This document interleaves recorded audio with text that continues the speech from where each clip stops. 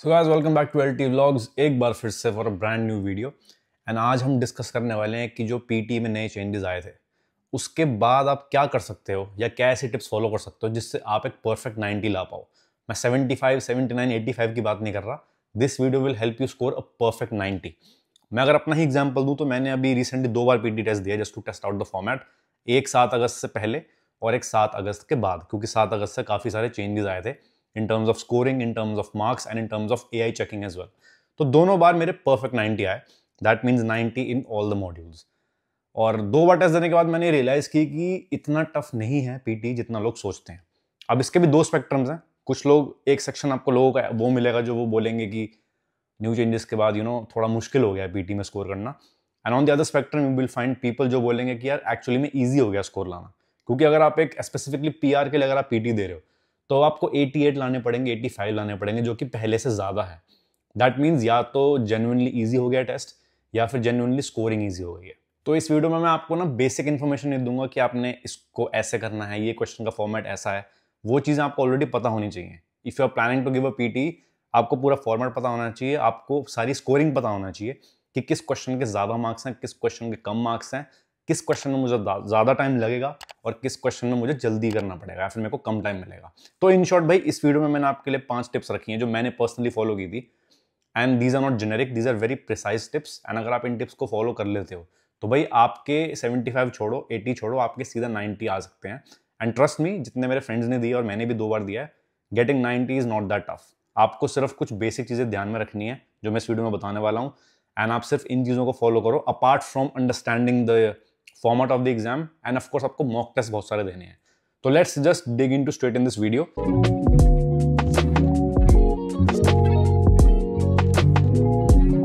पहली बात तो अगर आप एग्जाम देने वाले हो तो कोशिश करो कि आपके पास एटलीस्ट 7 to 10 डेज का बफर हो to just practice those mock test. क्योंकि हम लोग सोचते हैं कि हमने क्वेश्चन प्रैक्टिस कर लिया, क्वेश्चन देख लिए एंड उसके बेस पे ही हमारा सारा काम हो जाएगा। बट एक्चुअली में जो लास्ट के 3-4 दिन होते हैं उसमें आपको दबा के प्रैक्टिस करनी है as much as you possibly can. And PT की प्रैक्टिस भी भाई 2 टाइप्स की होती है। एक बार आपने पूरा मॉक टेस्ट देना है सारे फॉर्मेट्स के साथ, आई मीन सारे मॉड्यूल्स के साथ। एंड उसके बाद आपने इंडिविजुअली मॉड्यूल्स टारगेट करने हैं जिसमें आपके मार्क्स कम आ रहे हैं। फॉर एग्जाम्पल, अगर आपके 80 ओवरऑल बन भी रहे हैं but still you are struggling in the writing section, तो कोशिश करो कि यार राइटिंग सेक्शन को अलग से टारगेट करो until you reach that benchmark जो आपको चाहिए।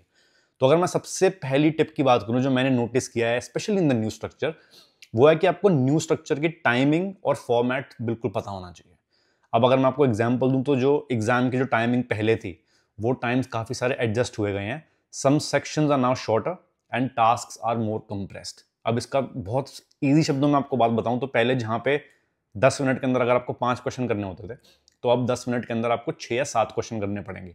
तो time management is more critical then ever. हो सकता है आपको सारे क्वेश्चन आते हो बट अगर आपके पास टाइम ही नहीं बचेगा at the end of the format तो उस क्वेश्चन को जान के भी कोई फायदा नहीं है। तो आपने सबसे पहले स्ट्रक्चर समझना है एग्जाम का। जितने मॉक टेस्ट दोगे उतना ही जल्दी आप स्ट्रक्चर को समझ पाओगे। And secondly you have to do some time management. जो आपको लग रहा है कि आपको क्वेश्चंस आ रहे हैं उनको करते चलो, और जो हैवी वेटेड टास्क हैं उन पर ज्यादा फोकस करो, जो एक्चुअली हमारा पॉइंट नंबर 2 है, that is focus on high wait task. अब जब आप मॉक टेस्ट दोगे या फिर आप स्ट्रक्चर समझोगे, यू विल अंडरस्टैंड कि सारे क्वेश्चंस की वेटेज ना सेम नहीं होती। कुछ क्वेश्चंस में ज्यादा मार्क्स मिलते हैं, कुछ क्वेश्चंस में कम मार्क्स मिलते हैं। तो आपको ये नहीं करना, जैसे याद है हम स्कूल में भी पढ़ते थे, बड़े नंबर वाले क्वेश्चंस पहले करो। अब ऑब्वियसली यहाँ पे आपके पास चॉइस नहीं है कि बड़ा क्वेश्चन पहले करना है कि बाद में करना है, बट एटलीस्ट अगर आपको फॉर्मेट पता होगा कि फॉर एग्जाम्पल अगर आप लिसनिंग में जा रहे हो तो यू हैव टू नो कि यार पहले 4 क्वेश्चन की वेटेज ज्यादा होगी, फिर 3 क्वेश्चन की वेटेज कम होगी। उसके हिसाब से आप अपना टाइम एडजस्ट कर पाओगे। क्योंकि बहुत बार स्टूडेंट्स की यही मिस्टेक होती है कि वो टाइम लगा देते हैं बहुत ज्यादा इनिशियल क्वेश्चंस पे जिनकी वेटेज एक्चुअली में कम होती है। एंड जो हैवी वेट टास्क होते हैं उनके लिए फिर उनके पास टाइम नहीं बचता। तो दीज 2 पॉइंट्स आर इंटरलिंक्ड। आपको स्ट्रक्चर समझना है, आपको टाइम मैनेजमेंट करना है, और जिस क्वेश्चन की सबसे ज्यादा वेटेज है कोशिश करो कि उस पर सबसे ज्यादा अपना माथा खपाओ। क्योंकि अगर मैं आपको एक छोटा सा एग्जांपल दूं कि जैसे जब हमें सेंटेंस को रिपीट करना होता है, this is basically my third point. तो चलो थर्ड पॉइंट पे चलते हैं कि the third tip is pronunciation and oral frequency, oral fluency are the keys now. इसका बहुत छोटा सा जो एक्चुअली पीटी की वेबसाइट पे भी था कि under the 2025 update AI scoring has been tweaked. अब जो ट्वीक्ड वर्ड है इसका मतलब है कि थोड़ी टफ भी हो सकती है और थोड़ी इजी भी हो सकती है। ये इन्होंने मेंशन नहीं किया। ट्वीक बेसिकली मींस कि आपने कुछ छेड़खानी की है और उसमें कुछ चेंजेस आए which could be for the positive और which could be for the negative. तो अब जो मैंने समझा 2 बार एग्जाम देके, उसमें यह है कि फ्लुएंसी एंड प्रोनाउंसिएशन आपकी सबसे ज्यादा मैटर करेगी इन सेक्शंस में खासकर। अब इसको भी थोड़े पार्ट्स में समझते हैं कि अगर आपको कोई चीज बोलनी है या कुछ चीज लिखनी भी है, आपको अपने एक्सेंट पे फोकस नहीं करना। हो सकता है सामने वाला का जो क्वेश्चन हो वो ऑस्ट्रेलियन एक्सेंट में हो, तो आपको एक्सेंट पे बिल्कुल फोकस नहीं करना।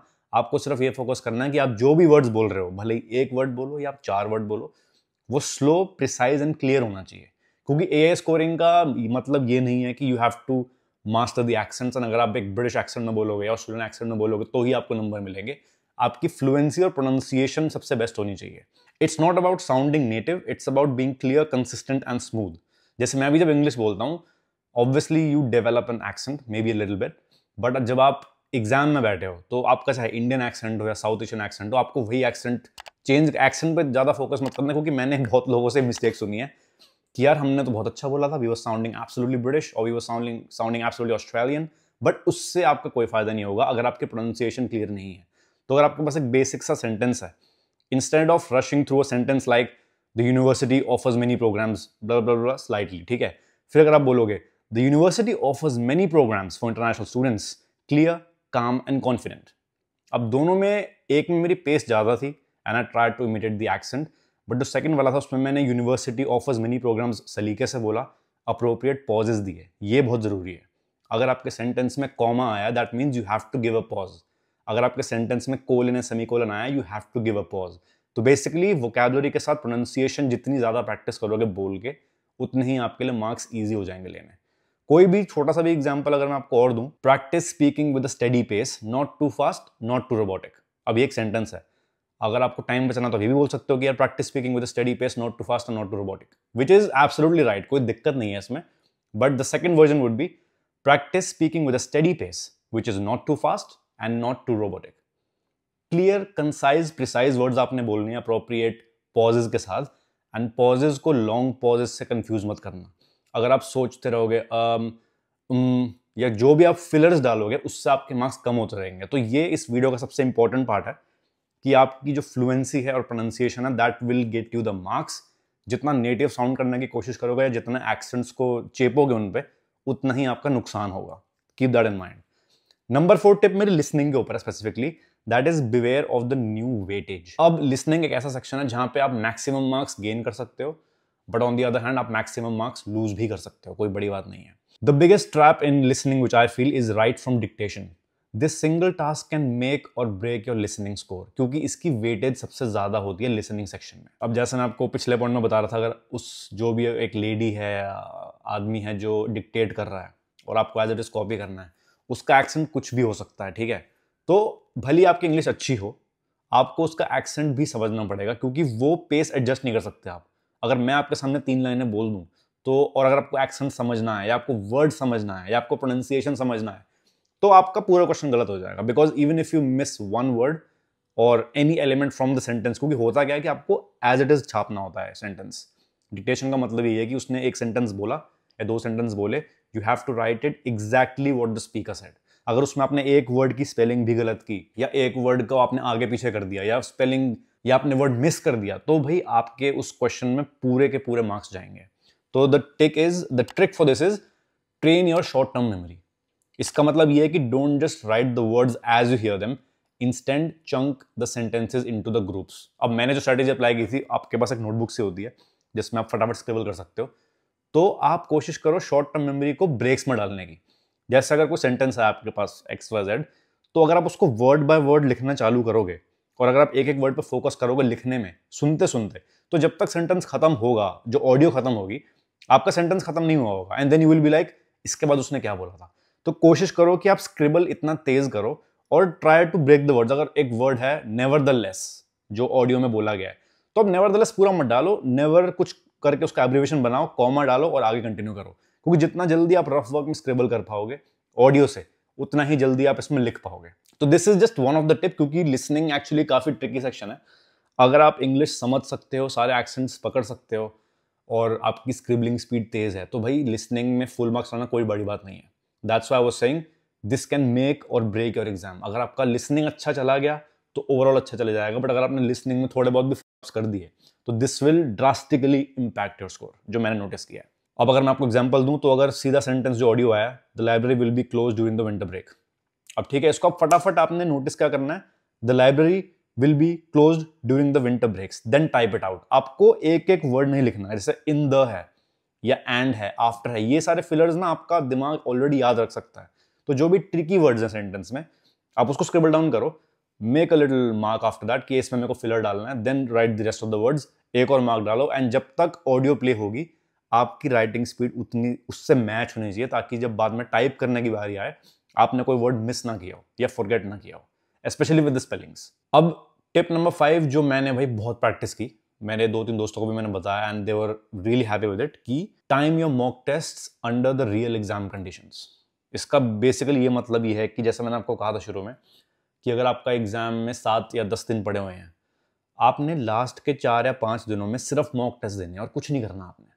क्योंकि जितना आप नॉइज को, जितना आप, एक तो क्या है ना कि इन एग्जाम्स में जितनी मर्जी इंफॉर्मेशन ले लो, कुछ ना कुछ देखो छूटेगा ही। ये काफी एक बड़ी सेइंग भी है कि लाइफ में कुछ भी अचीव कर लो, कुछ ना कुछ तो छूटेगा ही। तो that's the only thing I would recommend कि लास्ट के 3-4 दिनों में ना बाहर की नॉइज एकदम शट ऑफ कर दो। जितना आपने लर्न किया है, भले ही 70% लर्न किया हो, बट उस 70 को ऐसा कर लो कि उस 70 में मेरे मार्क्स नहीं कटने चाहिए। This was the exact same trick जो मैं अपने एक्चुअली स्कूल बोर्ड्स एग्जाम्स में पहले यूज करता था। 20 चैप्टर है केमिस्ट्री में, ठीक है भाई मेरे से 16 ही हो पाए। अगर मैं एंड मोमेंट पे लास्ट के 4 भी पढ़ने बैठूंगा तो हो सकता है मेरे पहले का भी फॉरगेट हो जाए और सबका कलेक्टिवली कोई आउटपुट ना आए। But what the better option is कि आप उन लास्ट के 4 को भूल जाओ, जो 16 आपने किए हैं, जो आपको श्योर शॉट आते हैं, उसके बेसिस पे मॉक टेस्ट दो एंड उसको परफेक्ट कर लो कि एटलीस्ट इन 16 में मेरा एक भी नंबर कटना नहीं चाहिए। And that's the only trick जो आपको इस एग्जाम को क्रैक करने में हेल्प करेगी। क्योंकि 2025 के जो चेंजेस हैं, your nerves and timing will decide everything. Panic कर जाते हैं लोग, एंजाइटी हो जाती है, उनको स्ट्रेस हो जाता है और वहां पे टाइम आपके पास बहुत कम होता है।